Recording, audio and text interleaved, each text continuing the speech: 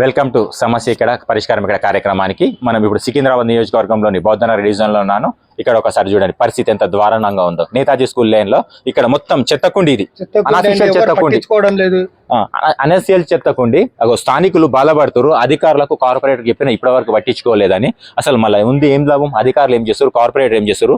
ఈ శానిటేషన్ ఇంత అధ్వాన్నంగా ఉంటే దోమలు రావాలి, శనివారం క్లీన్ చేసుకోవాలి, అది చేయాలి. డిప్యూటీ కమిషనర్ తిరుగుతాడు, జనరల్ కమిషనర్ తిరుగుతారు, కార్పొరేటర్ తిరుగుతారు. మళ్ళీ ఈ ఏరియాలో సంవత్సరాల నుంచి ఉంది. ఎన్ని రోజుల నుంచి సార్ ఇది? దగ్గర 3-4 months అయిందండి. అయిపోయిందా? అయిపోయింది. మళ్ళీ ఎందుకు ఇలా పెడుతుంటే చెప్తుంటే తీసేలేరు వాళ్ళు. ఏమన్నా అంటే బండి వస్తుంది అంటారు. ఎవరు?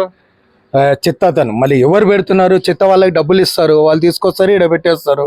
ఒక రోజు వచ్చాడు, నేను 2 తీసుకున్నాను అని చెప్పి 50 రూపాయలు తీసుకొని వెళ్ళింటి. కథం ఇంకా పట్టించుకోవాలి. ఇది చెత్తకుండి కాదు, చెత్తకుండి కాదు, పక్కకున్నకంటే అధ్వానం దోమలు. చూడండి, మళ్ళీ కార్పొరేటర్ చెప్పారా?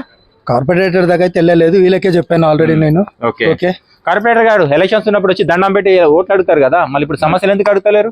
సమస్యలు అడిగి సమస్యలు తీర్చాలి కదా. అప్పుడు దండం పెట్టి ఓట్లు అడిగారు, ఇప్పుడు సమస్యలు తీరాలి కదా. చూడండి ఎట్లుందో జనావాసాల మధ్య. ఈ నలనే బాగాలేదు, ఎత్తుకుంది అసలు విరుద్ధంగా రోడ్డుకు. ఇంజనీరింగ్ అధికారులు అంతా నాలెడ్జ్ తో కట్టిర్రు, నాలాలు కట్టే నాలెడ్జ్ కూడా ఇంజనీరింగ్ అధికారులకు లేదు. చూడండి ఇది అనఫిషియల్ చెత్తకుండి. అందాక చూద్దాం రండి ఒకసారి ఎంత ఇదిగా ఉందో. ఇట్లుంది మీ పాలన, ఎట్లుంది మీ ఇది ఉంది, అధికారుల నిర్లక్ష్యం ఎట్లుంది.